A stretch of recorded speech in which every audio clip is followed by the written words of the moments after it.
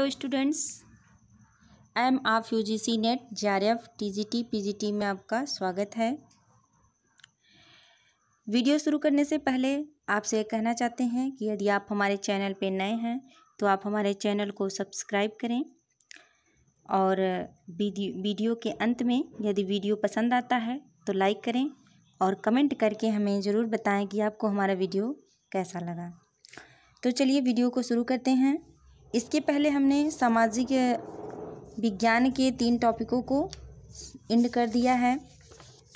Europe में राष्ट्रवाद का निर्माण, यूरोप में राष्ट्रवाद का उदय, ये सारे टॉपिक्स एंड हो चुके हैं। यदि आपने हमारे इन वीडियो को नहीं देखा है तो आप हमारे चैनल के प्लेलिस्ट में जा कर के इन सभी वीडियो को एक साथ आसानी से देख सकते हैं। तो चलिए वीडियो को स्टार्ट करते हैं। इसमें जो पहला टॉपिक है रूमानी कल्पना और राष्ट्रीय भावना, यानी रूमानी कल्पना और राष्ट्रीय भावना।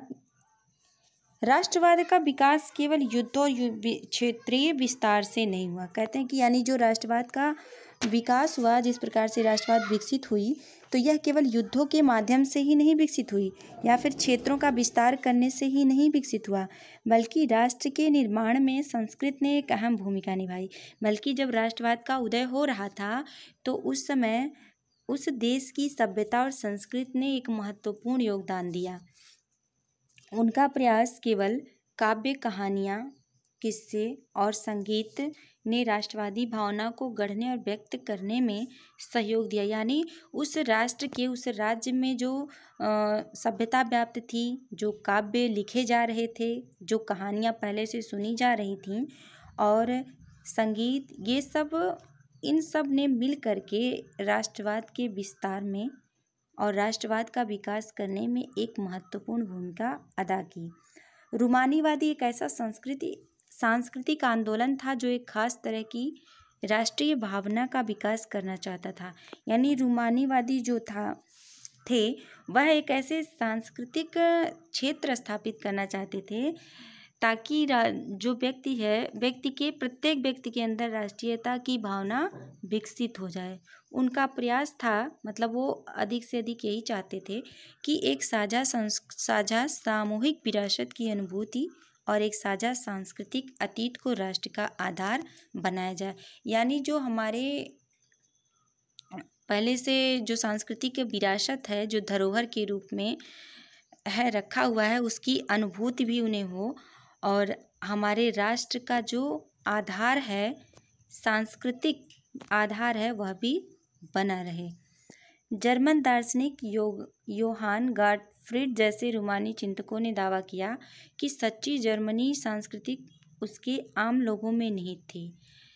जर्मन दार्शनिक जो था योहान गॉटफ्रीड, इसने यह दावा किया कि जो असली जो जर्मनी संस्कृति है वह हमारे लोगों के अंदर ही निहित है, यानी जनता के अंदर ही वह व्याप्त है।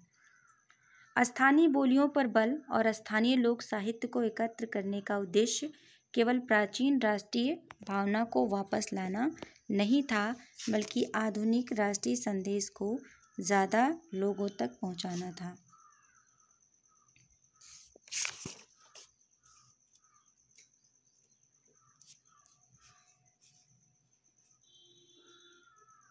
आगे कहते हैं कि भाषा ने भी राष्ट्रीय भावना के विकास में महत्वपूर्ण भूमिका अदा की। रूसी कब्जे के बाद पोलिश भाषा को स्कूलों से बलपूर्वक हटाकर रूसी भाषा को हर जगह जबरन लादा गया। यानी राष्ट्र के विकास करने में भी भाषा ने अपना महत्वपूर्ण योगदान दिया। स्कूलों में जो रूसी भाषा चल रही थी उसके स्थान पे पोलिश भाषा को जो रूसी विद्यालय थे तो उन रूसी विद्यालयों में रूसी भाषा के स्थान पर पोलिश भाषा चल रही थी, तो उसे बलपूर्वक हटाया गया और उस पोलिश भाषा के स्थान पर रूसी भाषा को हर विद्यालय में ज़बरदस्ती नियम लागू किया गया कि स्कूलों में अब रूसी भाषा का ज्ञान बच्चों को दिया जाएगा। 1831 में रूस के विरुद्ध एक सशस्त्र विद्रोह हुआ जिसे आखिरकार कुचल दिया गया।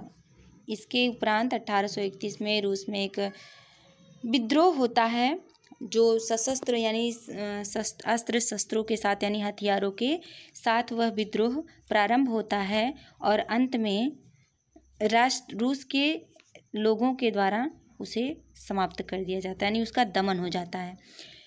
इसके अनेक सदस्यों ने राष्ट्रवादी विरोध के लिए भाषा को अधिकार एक हथियार बनाया और इसमें अधिकतर जो सदस्य थे, अधिक से अधिक जो सदस्य थे, उन्होंने इस राष्ट्रवाद का यानी जो सांस्कृतिक राष्ट्रवाद स्थापित करना चाहते थे रूसी, तो उन्होंने उसका विद्रोह किया और भाषा को ही अपना एक हथियार बना लिया, यानी भाषा को एक हथियार के रूप में उसे पेश किया। चर्च के आयोजनों और संपूर्ण धार्मिक शिक्षा में पोलिश का इस्तेमाल हुआ।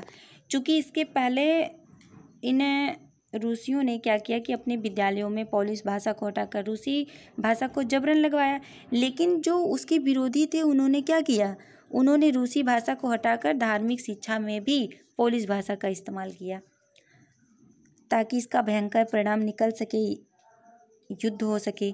इसका नतीजा यह हुआ कि बड़ी संख्या में पादरियों और बिशपों को जेल में डाल दिया गया।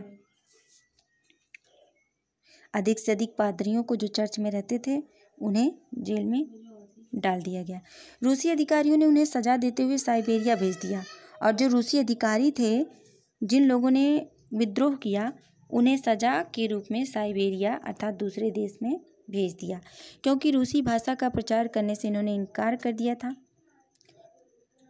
पोलिश भाषा रूसी प्रभुत्व के विरुद्ध संघर्ष के प्रतीक के रूप में देखी जाने लगी।